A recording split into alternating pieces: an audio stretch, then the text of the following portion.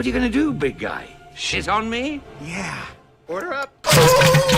Don't really have a super big connection with the Kung Fu Panda series. I only ever watched 2 and 3 as a kid. I'd eventually get to watching 1 in summer of 2022, very late into my teen years. And as a kid, I also remember really liking the Nickelodeon show with that banger theme song. Raised in a noodle shop, never seeking glory or fame. He climbed the mountaintop and earned the Dragon Warrior name. Quick little fun fact, the show was actually my first proper exposure to the Kung Fu Panda mythos. But yeah, for a while I wasn't really that into the series. Back in March, however, I rewatched the whole trilogy, and I could totally see why this is one of DreamWorks' most beloved franchises. The first movie is a real banger.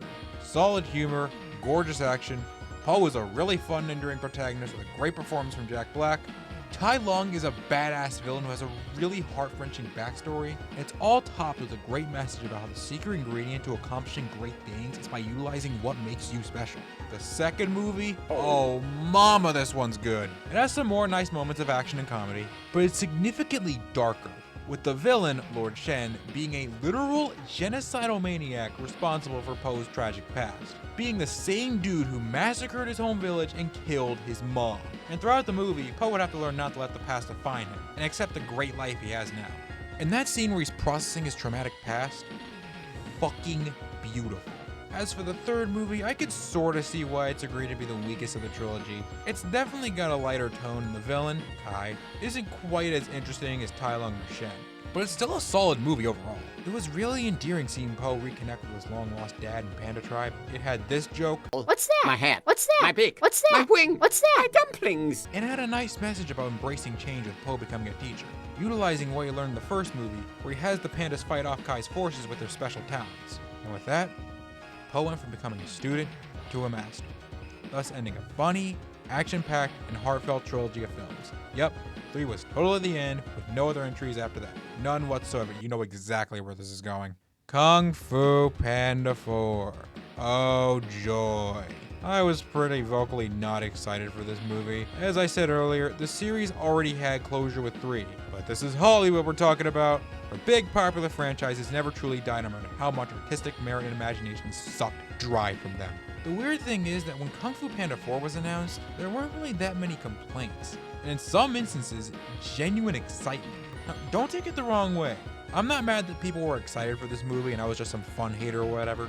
What I'm mad about is the fact that people also complain that Disney were making all these unnecessary sequels, especially Toy Story 5, seeing as that franchise already had 2 damn finales. But nobody batted an eye when DreamWorks is doing that exact same thing with this film.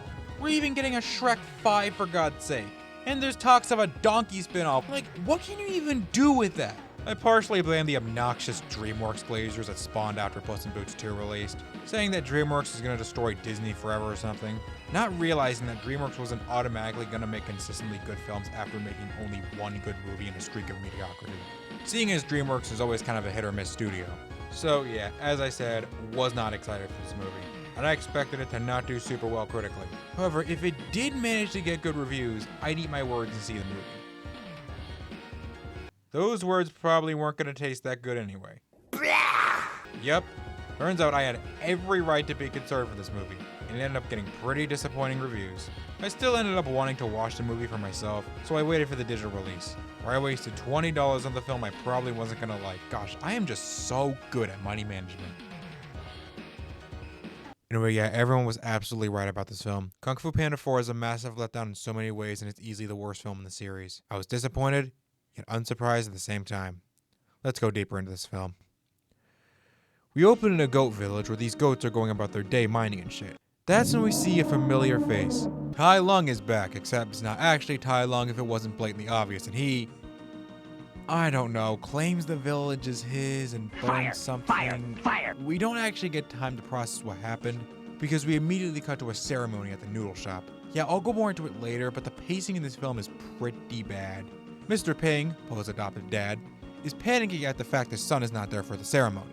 Po is actually out fighting a giant manta ray who ate some kids. And I will say, for all this movie's flaws, the action scenes are still on point. They're nothing amazing, but most of them are still pretty fun. This fight scene's no exception. Po makes it back and cuts the ribbon, then goes to the Jade Palace with Shifu, where Shifu tells him it's time to choose the next Dragon Warrior. For some reason. Yeah, there's like no reason why Shifu says this. Po didn't get any permanent injuries, he didn't get too old, The previous films didn't establish that there was a time where the Dragon Warrior had to pass the torch. There doesn't seem to be any upcoming danger like the first movie, where Tai Lung was escaping prison, hence the reason Oogway had to choose the next Dragon Warrior to stop him. Monkey. Shifu just says this because the story has to go somewhere. Okay, well this may seem a little stupid, but Po should be prepared for this. After all, he did learn in the last movie about embracing change, where he had to learn to be a teacher, but wanted things to be the same with him just being the Dragon Warrior and nothing more.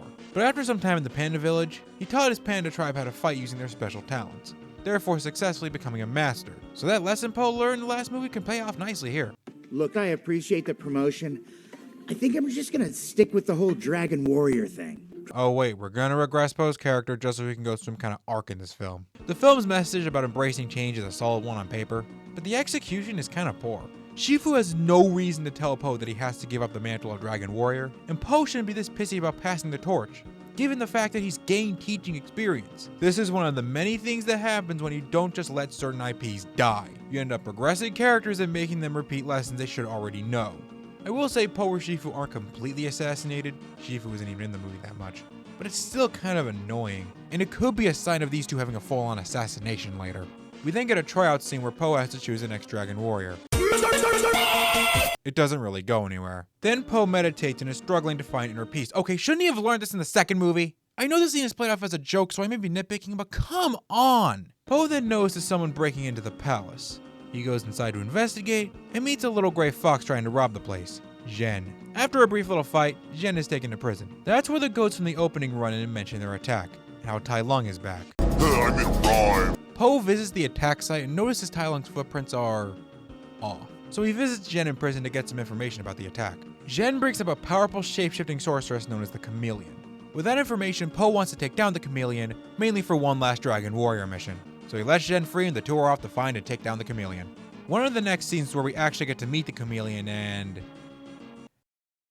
yeah, I'm not gonna beat around the bush, the Chameleon sucks. I heard that she was a crap villain before seeing the movie, and after watching it, I can see what people mean. Everyone keeps saying the only threatening thing this bitch does before the climax is push a guy down the stairs. She even references this again later on. Me more. More? But chameleon. Go before I toss you down another flight of stairs. Now in all fairness, falling down the stairs isn't exactly a pleasant experience. But compared to the past 3 villains of this franchise, like Tai Lung breaking out of a prison dedicated to himself, Shen murdering a kung fu master with a cannon, Kai stealing the chi from masters in the spirit realm including Oogway, the Chameleon simply pushing a dude down the stairs is pretty damn lame. And it truly does suck she barely does anything throughout the film until the climax. It also makes me question why everyone in the city is so scared of her, and how she managed to take over. I do really like her design, Viola Davis does a solid job voicing her, and there were good ideas involving her. Not only could shapeshifting villains be cool, but I also like how she's small. They could have made a genuinely threatening villain who isn't really the biggest. Could have been a nice don't judge a book by its cover thing, you know? But nah, as is, Chameleon kinda blows. There's more I want to discuss about her, and let's be real, you probably know what I'm going to discuss, but that'll come later. Let's get back to Po and Foxafina. So our dynamic duo make it to Juniper City, Zhen's hometown, but they'll need a boat to cross the river to get there. So they go inside some restaurant where Po confronts a fish inside a pelican who has a boat. So after a fight inside the restaurant, they escape on the boat. This is where we get some backstory for Zhen. She said she grew up as an orphan and had to take care of herself. That's when she was taken in by someone who gave her shelter. And aside from a twist later on, that's pretty much all of her backstory. Yeah, I did not care for Zhen. And no, it's not for the reason you think. Awkwafina was fine as the character. I could tolerate her just fine, at least from what I've seen her in. Awkwafina is far from my main issue with Zhen. My actual main issue is that Zhen is really underdeveloped. This backstory is insanely vague and glossed over. We don't know anything about her original family or how she ended up being an orphan. Like, there's definitely an interesting character here. A cynical crook who has trust issues, who never really had a family, bonded with a much more empathetic and caring Po. With him being the first true friend, or I suppose found family member, she really had. But as is, they don't do anything with that. I wish we got more calmer moments with Po and Zhen just hanging out and properly bonding. We get like 2 scenes with Po giving Zhen half of his cookie, and Po teaching Zhen a trick he used in the restaurant with his staff, which was given to him by Oogway in the last movie. But that's literally it. I felt nothing when these two interacted. I honestly blame this on what might be my biggest issue with the movie: the lack of emotion. Seemingly important scenes like the opening and Zhen's backstory are cut short, so we can get to the next action set piece and next joke. That's almost all this movie is. Nothing more than action and jokes with very little room for emotional moments or slower scenes. I get these movies are known for their incredible action scenes and good jokes, but there was clearly more to them beyond that. In the first 3 movies knew when to slow down and let emotional scenes play out and characters develop. That's not the case with this movie. When this movie isn't skimming through scenes, it also has these completely useless moments like the fight at the restaurant, and that didn't really add anything. The Dragon Warrior tryouts I mentioned earlier. There's this whole ass subplot involving Mr. Ping and Lee searching for Po out of concern after hearing how powerful Chameleon is. I heard some people say this was the best part of the movie. I personally disagree. I didn't really find myself enjoying it all that much, and it didn't add anything to the film. Unless you count the fact that they helped out during the finale. It kinda sucks we couldn't get any development for our new character, but we got a whole ass pointless subplot with Poe's dads. Before this tangent ends, I want to bring up the shit that happened behind the scenes because boy does it explain a lot. So co-director Stephanie Mustine wanted this movie to be more in line with the first 2 movies, actually having more than 2 emotional scenes. But the director, Mike Mitchell, and studio higher-ups wanted this movie to be more lighthearted. Stephanie was even ridiculed and passed off as a nobody, all for wanting this film not to be generic kitty slop. Damn, that's kinda harsh. Plus, having this whole, oh, we can't have any serious moments or a longer runtime, the kids are gonna get bored mindset is just kind of fucking insulting to the series, because like I said, they were more than just comedies. I do want to talk about some other points this post made, but we'll cross that bridge when we get to it. So Po and Jen make it to Juniper City, where they stumble across wanted pictures of Jen. And Po is surprised by this, even though Jen literally tried to rob him a few days ago. How is this shocking to you? So then they get chased by the Fuzz and escape into the underground base. So we don't even get to see them much in Juniper City. This movie has such great pacing, you guys. Then we meet some of the underground crooks, like these crazy rabbits who oddly got a lot of marketing. This pig voiced by Phil Lamar, so that's kinda nifty. And this dude who supposedly trained Jen, Ki Hoi Kwan Armadillo. The crooks are about to kill Po and Jen, but after Po gets some weird shifus in his head telling him not to use violence to solve the problem. This was said earlier in the film, but it's kind of forced here because it's never brought up again. Anyway, he tries reasoning with the crooks, and to let them stay for a bit. This is where we also get the bit where Po shows Jen the move with the staff, and Jen says this. I gotta say, you're not like any of the other masters I've met. Yeah, I know. There's not a lot of pandas. No, you're like a good guy. This line would have hit a lot harder if these two properly bonded. Just saying. So later the two break into the Chameleon's palace and Po is captured. And it's revealed that Jen was working with the Chameleon the whole time. Uh-oh, spaghetti-o! That's when we get the Chameleon's backstory, and yeah, it's really stupid. She said that no one would train her in Kung Fu because she was too small, which is fucking stupid because 2 of this franchise's namestays are a mantis and snake who can do Kung Fu. Even Shifu should be about the same size as her. This backstory just goes against the message this franchise had, of how anyone of any shape or size can do Kung Fu, and add their own flair to it if they put their heart to it and believe in themselves. Some people pointed out how this was probably the reason the Furious 5 were left out of the film, because the writers didn't want to contradict themselves with a stupid backstory. But not only would that still not make any sense, but the actual reason was because DreamWorks didn't want to pay the voice actors, given how they'd be really expensive, especially now that they've been in 3 movies. And yeah, that does sort of explain it. I mean, come on, Seth Rogen can't be that cheap to hire. Here's another thing I don't think anyone mentioned. Why didn't Po mention Mantis, Viper, or Shifu to Chameleon? Why didn't he tell her something like, hey, 2 of my best friends are a mantis and snake and they can do Kung Fu? And the dude who trained me is a tiny-ass red panda who's about your size, so, you wanna, come back to the Valley of Peace for me to train you? I am a teacher after all, but that development never stuck with me, so this crap could have a story. Yeah, I'm sorry, that was my best Jack Black impression. Anyway, I'm sure the Chameleon would probably be too far gone at this point. But hey, Po still tried to reason with Shen when he was too far gone, so... Anyway, this is when I want to bring up some more behind-the-scenes tomfoolery. In the original drafts of the film, Chameleon wasn't even supposed to have a backstory, nor was Jen. And they were added at the last possible minute, which really explains why these characters are so undercooked and their backstory so hollow. Something else I would have liked to see is Chameleon and Jen interact more. There are interesting parallels here with Po. Po was also adopted, but he grew up with a loving father who cared about him, where Jen grew up with a more strict and abusive parent. But we don't get much of the two beyond a flashback and Chameleon telling her to stand up straight or something. Maybe they should have revealed this twist to the audience sooner, so we could get more interactions out of these two. But nah, developing characters sucks. We can't have more slower character-centered moments, or the 2-year-olds are gonna get bored. It's not like slower moments are what made this franchise so great to begin with. Po finds a way to escape the cage and he jumps off a ledge where Chameleon and Jen think he's dead. Now Chameleon has Po's staff and can access the spirit realm. Now we've reached a point that's been heavily marketed. The original 3 villains making their grand return. Maybe a little nostalgia baity, but hey, this could still be interesting. Chameleon brings back Tai Lung, but she takes his chi and kicks him inside a cage. Oh, but look, she's bringing in Shen and Kai. Oh wait, they barely have any lines of dialogue. That's nice. So the 3 villains barely do anything throughout the movie, and we're only in it just to jingle keys in fans' faces. Oh look, it's the villains in the past few films, you remember them, don't you? Oh please like our soulless cash grab, please ignore all the hollow writing, please like this movie! Apparently Stephanie wanted to do Tai Lung's return justice, with the idea for Shifu to be kidnapped and him and Tai could have closure. Now that would have been really nice to see. But again, we can't have development or slow scenes in dumb baby movies, can we? Also, the reason why Shen and Kai don't speak is because they were last-minute additions, and their models were made from sticks and glue.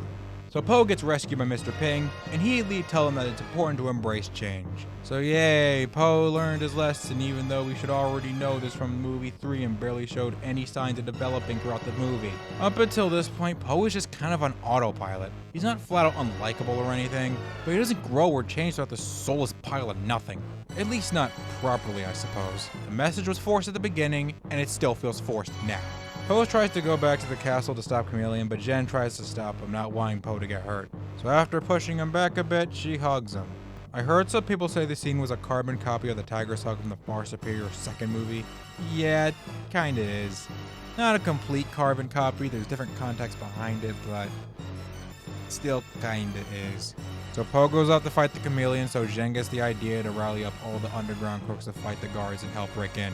Po sneaks into the castle where he confronts Tai Lung, and Tai Lung insults him.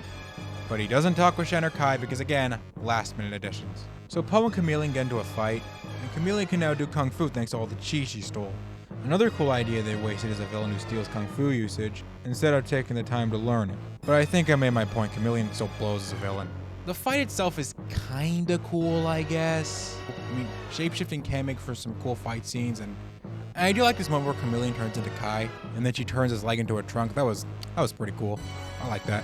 So the final fight continues, Jen comes back, Chameleon turns into a monster, yada yada yada, they beat her with the magic stick. They don't really establish any limitations or downsides to using the staff, so it's essentially just a Deus Ex Machina that Po doesn't even use throughout the movie. Seeing his fight scenes will just end in like 2 seconds. So Chameleon's defeated, hooray, but oh no, the villains are free and it looks like they're gonna... Maybe Oogway was right about you. What the fuck? So these guys just respect Po now? Out of fucking nowhere? Why? Tai Lung I can sort of see going through a proper redemption arc, but Shen and Kai should not just willingly respect Po all of a sudden. Shen especially, seeing as he's the dude who massacred his home fucking village and killed his goddamn mom. So the Masters go back to the spirit realm with Tai Lung taking Chameleon back with him. Just because. And the gang go back to the Valley of Peace, and Po offers to train Jen, much to Shifu's dismay. Even though we should already know by now that anyone of any shape or size can do Kung Fu. God, I just love this movie, man. Then the credits happen where the Jen gets to train with the Furious Five, who are also last-minute additions, by the way. I'm not joking when I say this sequence is the best part of the movie.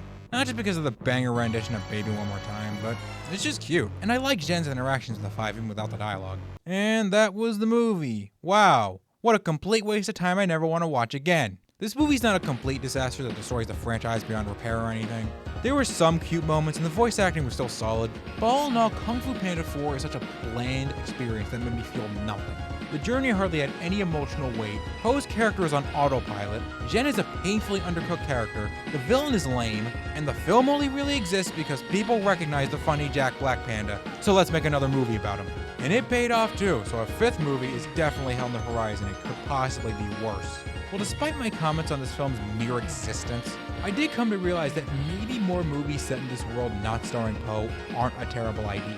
I would have much preferred a Furious 5 spin-off than this. They're pretty fun characters with a little attention they get in these movies. Or maybe they could just fully commit to Jen being the main character. Have this take place years in the future where Po is older, Shifu's dead, and he's doing a great job with teaching. I'm not entirely sure who exactly he's teaching. That's when Jen would come in and she'd learn Kung Fu with him. Don't really have a full story, but that's just a vague idea. Po's story is pretty much complete, and I don't really think there's much left for him to learn. And it really showed in this movie. Again, not a complete bastardization of the franchise, but it does sort of show signs that 5 or 6 could potentially be. And I'm glad with this, and I guess that crappy Megamind sequel, people are starting to realize that DreamWorks was never perfect, for better or for worse. And all that glazing that happened after Puss in Boots 2 really wasn't necessary. And along with DreamWorks outsourcing their animation, I'm a little skeptical for their future. I'm hopeful for the wild robots to be good, and I'm curious about Dogman, but I have very little hope for Shrek 5 or the next two Kung Fu Panda movies.